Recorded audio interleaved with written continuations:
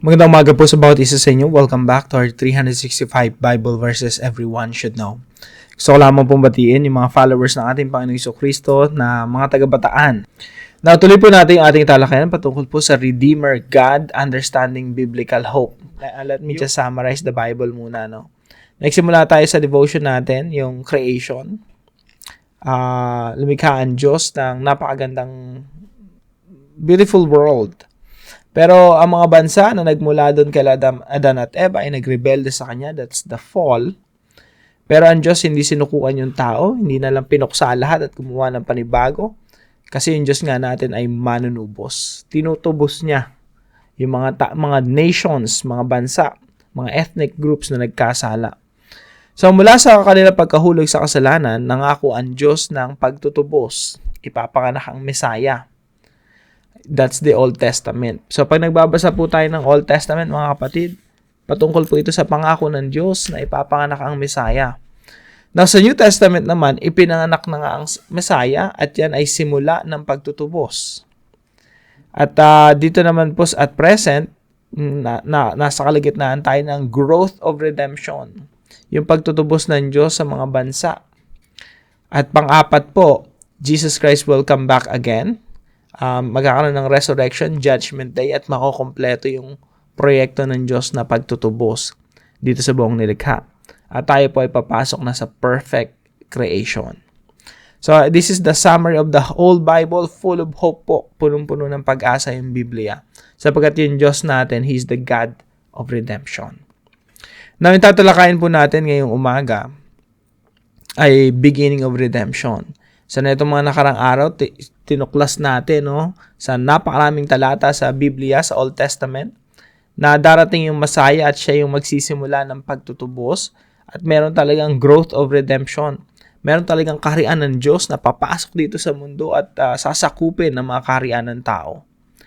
Now, ngayong umaga po, pag-usapan naman natin ay sa New Testament, yung beginning of redemption, yung pagsugo ng Diyos Ama sa kanyang anak, ang ating Panginoong Jesucristo, ang Messiah.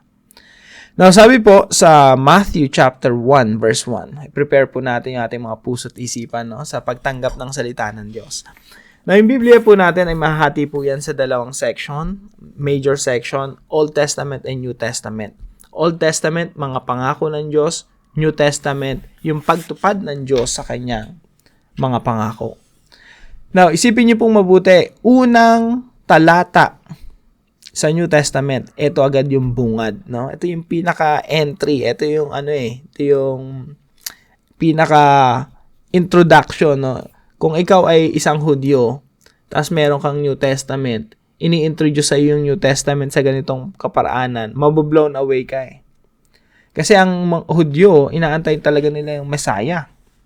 Now, dito sa Matthew chapter 1, verse 1, itong sinasabi, this is the genealogy of Jesus the Messiah, the son of David, the son of Abraham.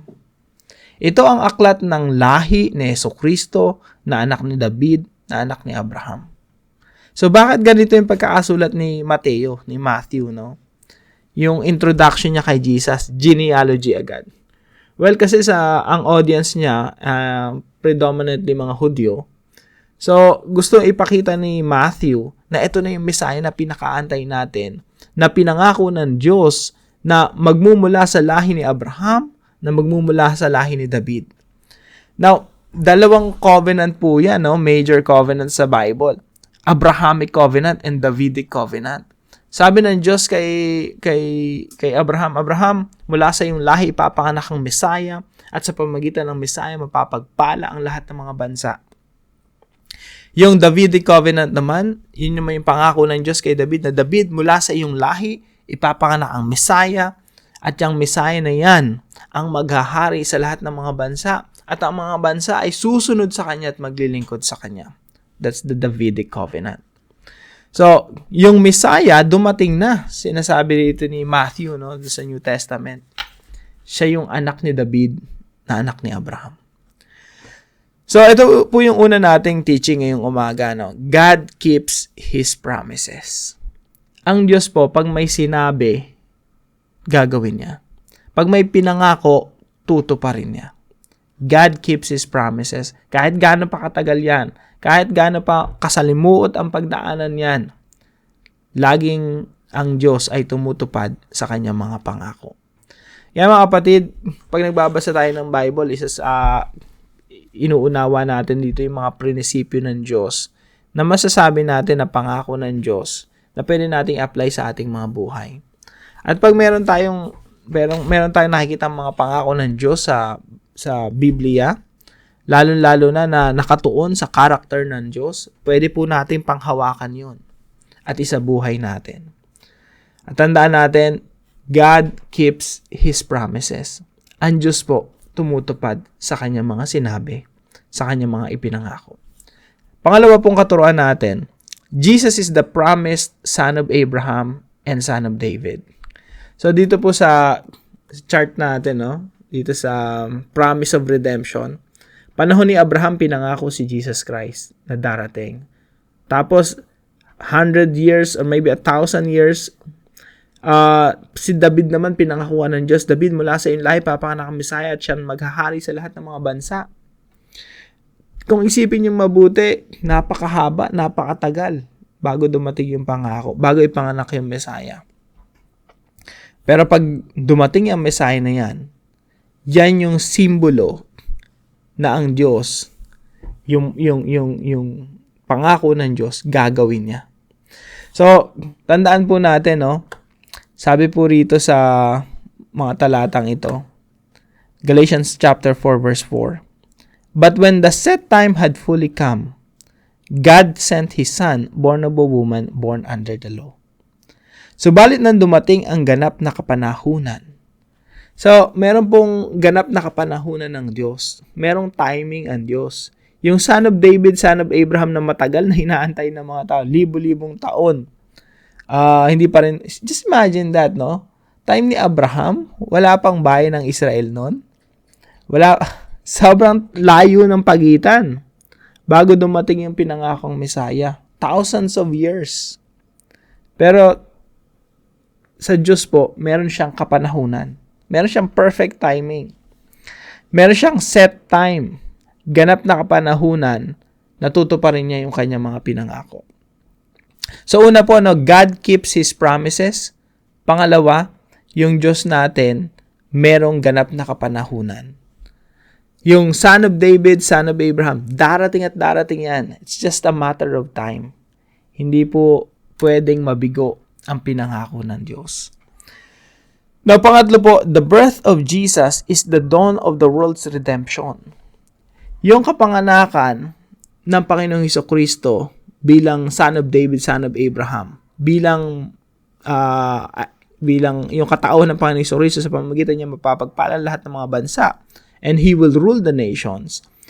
Yan na po yung pinaka-dawn. Pag sinabi natin dawn, bukang liwayway. People were in darkness. Nasa kadiliman tayong lahat. Yung buong nilikha nasa kadiliman. Ang nakikita ng mga tao, pangako lang. Yung Old Testament lang, pangako lang na darating yung Messiah. And then one day, ipinanganak nga yung Messiah. Yan po yung bukang liwayway. The dawn of the world's redemption. Yung pagtutubo sa buong nilikha nung pinanganak ang Panginoon Hesukristo, yun yung pinakaunang sikat ng araw. Yan yung pinakabukang liwayway na meron talagang pag-asa sa longest dark night, no? Yung kadiliman na yon na wala kang makita kundi pangako lang nung pinanganak ang Panginoon. Yun yung ganap na kapanahunan. Yun yung timing ng Diyos. Yun yung bukang liwayway na yung Diyos, eto na, tutuparin na ang pagtutubos sa buong nilikha. So the birth of Jesus Christ is the dawn of the world's redemption. Now, ano pong application natin sa mga katotohanan ito? Number 1, rely on God's promises. Ang ganda ng entry ng New Testament, no? Talagang merong Diyos na tutupad at tutupad sa kanyang mga pangako. We can rely on God's promises. Na pag merong pinangako ang Diyos sa Biblia, may principle dyan, pwede talaga nating i-apply at panghawakan sa ating mga buhay because God will fulfill what He promised. Sabi nga sa Numbers 23:19, God is not human that he should lie. Not a human being that he should change his mind. Does he speak and then not act? Does he promise and not fulfill? Yung Diyos ba natin nagsasalita at hindi gumagawa? Yung Diyos ba natin nangangako at hindi tumutupad? This is a rhetorical question. Sabi ng sumulat ng Numbers, God is not a man that he should lie, nor a son of man that he should change his mind. Hindi nagsisinungaling ang Diyos at hindi rin pabago-bago ng isip na nangako tapos hindi tutupad. Yung Diyos po natin, pwede nating pagtiwalaan. We can rely on God's promises. Pangalawa po, kung tayo nagdududa sa Diyos, remember Jesus when we are doubting. Alalahanin natin ang Panginoong Jesucristo kung meron tayong halong pagdududa. No? Minsan nagdududa tayo sa Lord, Lord, why are you so slow? Remember Jesus. Ang Panginoong Jesucristo po, siya po yung ground, yung pinagbabasihan ng ating, pinakasandigan ng ating pananampalataya. Na merong Diyos na nangako at yung Diyos na yon ay tumutupad sa kanyang pangako. Sinugo niya ang ating Panginoong Jesucristo. Kung sa napakalaking bagay, no, yung merong cosmic effect, yung pagtutubos ng buong nilikha, tumupad ang Diyos sa kanyang pinangako. How much more sa mga maliliit na bagay? Di ba?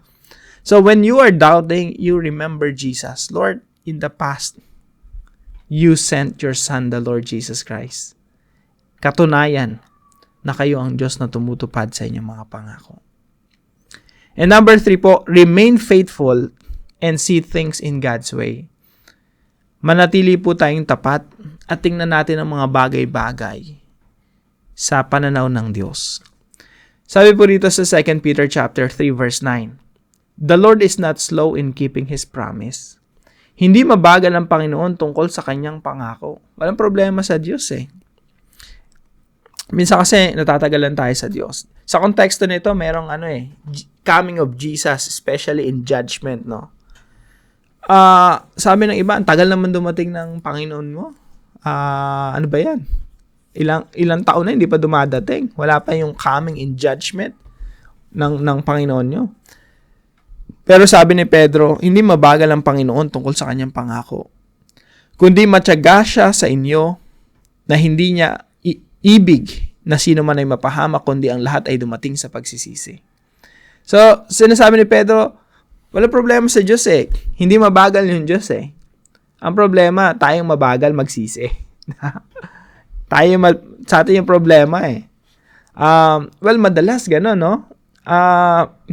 Parang yung isang tatay eh, yung anak atat na atat mag-drive. Gusto ko mag-drive ng kotse. 15 years old ka pa lang eh. Hindi ka pa pwedeng mag-drive. Tapos 16 na, 17 na, or 18 na, may lisensya na. Pwede na ba mag-drive? Gusto ko na mag-drive ng kotse. Walang problema eh. Papayagan ka ng tatay mo eh. Ang problema, hindi ka pa sanay. Hindi ka pa marunong. May ibabangga mo pa yung kotse. Hindi ka pa pwede mag-drive. Now, sometimes it's not about our Father in heaven. It's not about kung tutuparin niya yung kanyang pangako. Minsan nababagalan tayo sa kanya. Pero in reality, sa paningin ng Diyos, siya yung nababagalan sa atin. No? We're not prepared to handle His promises. We're not prepared to, isipin mo, nananalangin ka, Lord, bless niyo po ako, bless niyo po yung family ko. If you're not prepared to handle God's blessings, ikapapahamak mo lang yun. So, let's remain faithful instead, no? Maging tapat tayo sa Panginoon. Ang Diyos hindi mabagal sa kanyang mga pangako. Let's just see things in God's way. Now, para po sa ating discussion, since God fulfills His promises, how does this truth increase our faith? Since yung Diyos natin tumutupad sa kanyang mga pangako, paano nito mapapalalim ang ating pananampalataya? Sagutin po natin ito sa ating mga discussion group at para naman po sa ating panalangin. Father, thank you because you keep your promises. What you say, you will do. What you promised, you will fulfill. Please teach me to trust you and see things in your way. Your plan is better than mine. Your timing is perfect. You are God, I am not. Please increase my faith. In Jesus' name. Sama po natin ito sa ating mga panalangin at salamat po sa katuwang natin na talagang malaking pagpapala po sa akin, no? Si Ma'am Juvie. So thank you po sa pagsuporta ninyo dito sa ating channel. At kung meron po ay natutunan sa devotion natin, let us know in the comment section below. And please share this devotion to your family and friends. God bless you po. Pagpalain kayo ng ating Panginoon. See you po tomorrow, 5 a.m. dito sa ating daily devotion.